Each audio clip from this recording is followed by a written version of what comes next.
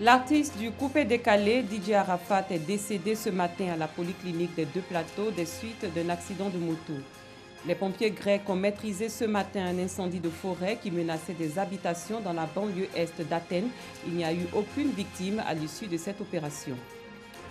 Bonsoir, merci de nous rejoindre pour le 19h. Ça a été un choc pour la nation tout entière, particulièrement ses fans et la jeunesse férue du mouvement coupé décalé. L'artiste Didier Arafat, de son vrai nom Ouange Didier, considéré comme le fer de lance de ce genre musical, n'est plus.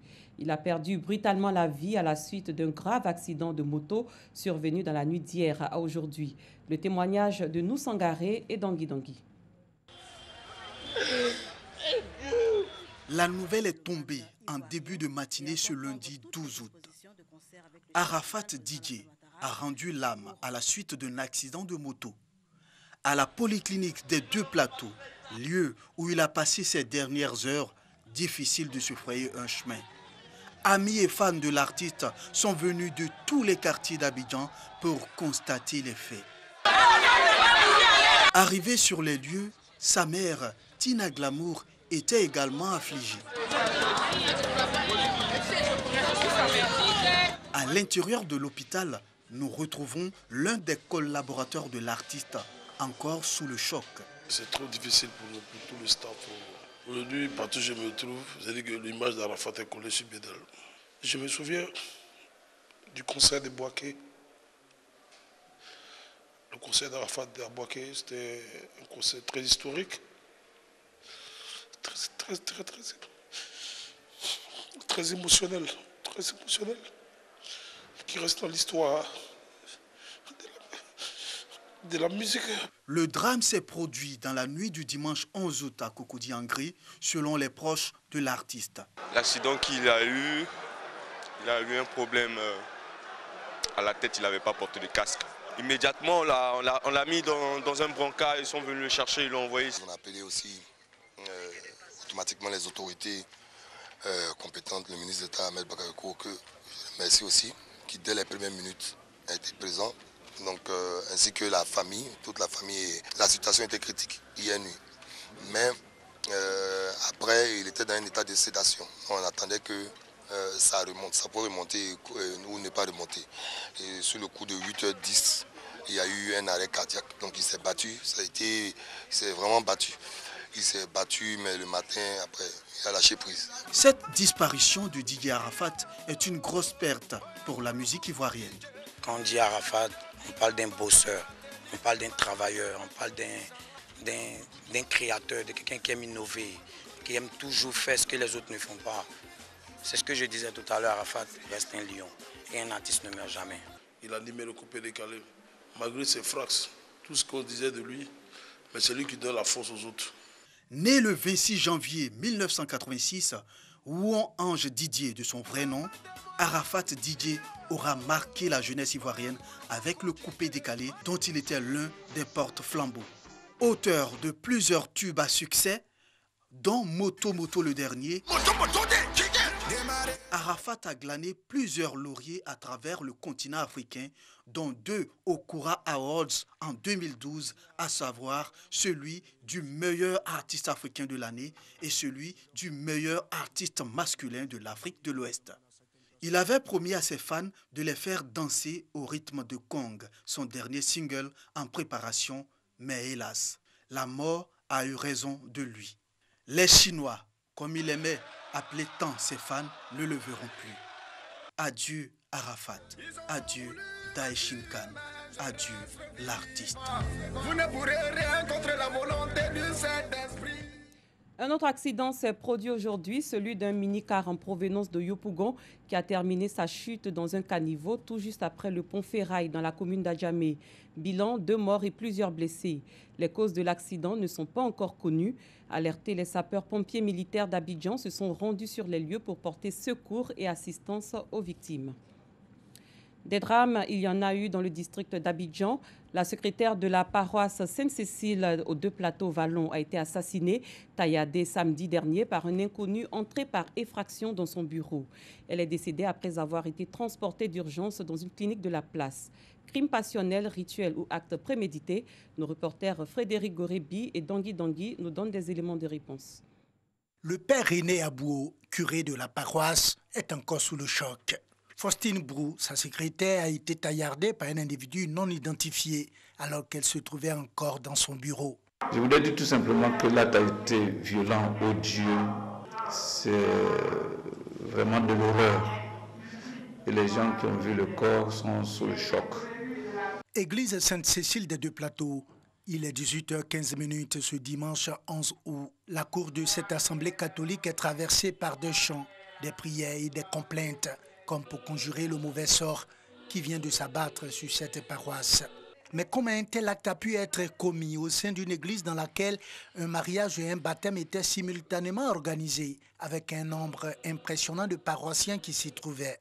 D'autres personnes qui viennent demander la messe ou prendre des renseignements. On se rend compte que du sang sortait de son bureau et tout le monde a été alerté. On arrive, il gisait dans le sang. C'est ainsi que ceux qui étaient là l'ont amené rapidement dans une clinique de la place. J'ai parlé d'un inconnu dans ce sens qu'on ne l'a même pas vu. On ne sait pas qui c'est. Appelée à faire valoir ses droits à la retraite en décembre prochain, Faustine Brou n'aura pas le privilège de goûter à son temps de repos, après de bons et loyaux services rendus à la paroisse Sainte-Cécile. La faute à cet individu qui lui a arraché la vie de façon brutale en lui sectionnant 3 doigts suivis de plusieurs coups aux membres supérieurs et à la tête. Crime passionnel, rituel ou acte prémédité, l'on se perd en conjecture. Une enquête est ouverte par les autorités policières pour élucider les circonstances de ce drame qui a mis toute la communauté chrétienne et l'opinion publique ivoirienne en émoi. Voilà qui referme le chapitre des drames enregistrés avant et au cours de ce lundi 12 août qui marque également la Journée internationale de la jeunesse. Elle constitue une célébration annuelle du rôle des jeunes en tant que partenaire essentiel du changement. Thème retenu cette année, transformer l'éducation. En Côte d'Ivoire, les festivités se sont tenues à l'université Félix Houphouët-Boigny à Cocody, une initiative du Programme des Nations Unies pour le développement. 300 jeunes ont été formés au volontariat à cette occasion. Bintou Pekele, Dangui Dangui. Emmanuel Yamke se rend à un atelier de formation sur le volontariat des Nations Unies, accompagné de ses amis. Ils viennent apprendre à se mettre au service des autres, sans rien attendre en retour. Le don de soi fait partie des valeurs fondamentales pour tout militant au sein d'une association ou d'une organisation, dans la mesure où tout ce que nous faisons, c'est vraiment du pur volontariat et nous contribuons ainsi donc au développement de notre nation. Au total, 300 jeunes issus de plusieurs associations prennent part à cette formation commémorative de la Journée internationale de la jeunesse. Objectif, faire la promotion du volontariat et inciter les jeunes à saisir les opportunités. Ils en sortent instruits et prêts à s'inscrire au programme des volontaires des Nations Unies. Je me dis que j'ai des compétences à apporter à l'humanité en général et à mon pays en particulier. Et je suis vraiment touchée par les actions de l'ONU à travers le monde. Et c'est pour cette raison-là que j'ai décidé de m'inscrire déjà à ce programme-là afin de pouvoir être retenue parmi les volontaires des Nations Unies. Ces formations vraiment viennent à point nommé pour nous apprendre comment bien postuler et comment postuler afin d'être retenu en tant que volontaire des Nations Unies. Le programme des Nations Unies pour le développement PNUD souhaite promouvoir la paix et lutter contre l'extrémisme à travers le volontariat des jeunes. Cet atelier bénéficie du soutien de la francophonie. C'est l'occasion de faire profiter aux autres son expertise, son savoir-faire, son savoir-être et pouvoir parler même de son pays et découvrir d'autres pays dans le volontariat. On veut les outiller à pouvoir s'intéresser au volontariat eux-mêmes. Comment créer leur profil VNU avec les mots-clés. Et cela peut être pour eux un tremplin afin d'améliorer leur vulnérabilité concernant l'emploi. Quand on est volontaire des Nations Unies, on est volontaire à vie parce que c'est un don de soi. on apporte ce qu'on a reçu, ce que la Côte d'Ivoire nous a donné, ce que le monde nous a donné, on lui apporte en le faisant de manière volontaire. Le programme des volontaires des Nations Unies est actif dans 130 pays. 7000 volontaires, dont 51 en Côte d'Ivoire, contribuent à soutenir la paix et le développement à travers le monde. L'Aïd el-Kébir, la fête de la Tabaski, a eu lieu hier. Il s'agit de la plus importante des fêtes musulmanes, toujours suivie des traditionnels sacrifices de moutons. Retour sur cette célébration religieuse avec nos reporters dans cette mouture que je vous invite à suivre. Jour de reconnaissance et de soumission à Allah. La Tabaski a été célébrée dans la ferveur et le recueillement dans les différents quartiers d'Abidjan. À Abobo Banko, quartier Sagberan QG, l'imam Djibril Kouyaté a, dans son sermon, invité les fidèles à s'approprier l'acte d'Abraham, mais surtout à être des musulmans pieux et sincères. Les fidèles musulmans de la grande mosquée du quartier Kennedy à Adjamé-Williamsville ne sont pas restés à marge de cette célébration. Dans cette mosquée, la célébration de la Tabaski a tourné autour des idéaux de paix. À la mosquée d'Adjamé-Brakodi, les fidèles ont effectué nombreux déplacements pour sacrifier à la tradition des 2 rakas de l'Aïd el-Kébir. L'officiant du jour, le cheikh Moustapha Sonta, a dans son sermon exhorté les fidèles aux valeurs de partage et de solidarité. Il les a également invités à être des apôtres de paix pour l'édification d'une nation forte, gage de tout développement. À l'instar des autres communautés musulmanes, celle de la grande mosquée de la Riviera Palmeraie a célébré la Tabaski, commémoration du sacrifice d'Abraham, prophète et messager d'Allah. Dans son sermon, l'imam Touré Abbas a souligné les dimensions spirituelles et sociales de la Tabaski.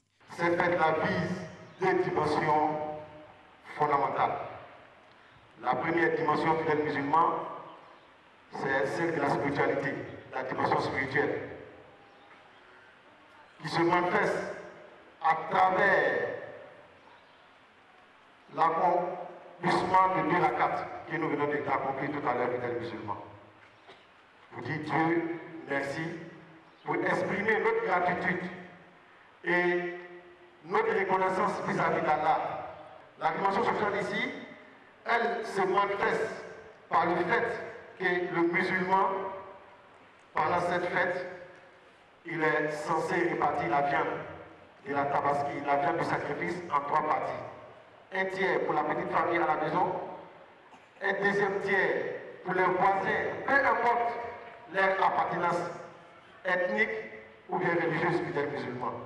L'imam a également invité les fidèles musulmans à préserver la cohésion et la paix partout où ils se trouvent.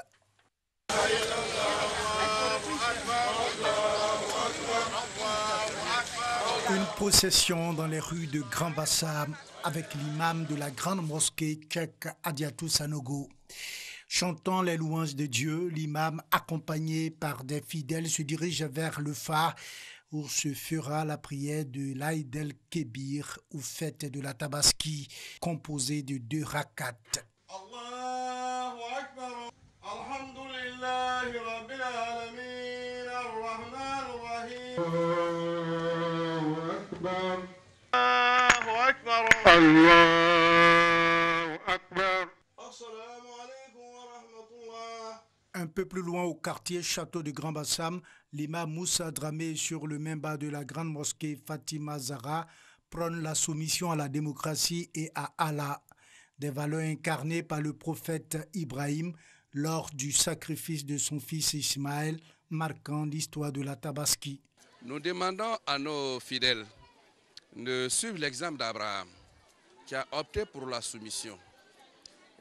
Il a reçu des instructions venant d'Allah de sacrifier son fils unique et il a accepté de poser l'acte. Nous avons aussi retenu une deuxième chose, la démocratie. Aujourd'hui, le monde a perdu de repères. Il faut que nous revenions à ces valeurs.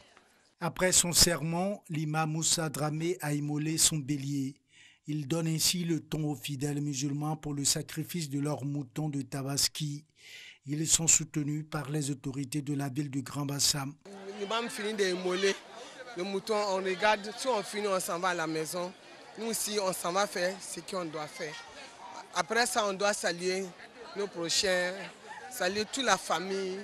Cette fête est une fête de partage. Tout le monde n'est pas nanti. Il y a certains gens qui ont la possibilité de tuer plusieurs moutons, qui se mettent en tête qu'il faut partager cette viande-là à ceux qui n'en ont pas. Je voudrais exhorter tout le monde à s'engager résolument et de façon définitive dans la réconciliation. La fête de l'Aïd el-Kébi ou de la Tabaski est une occasion de partage et de convivialité.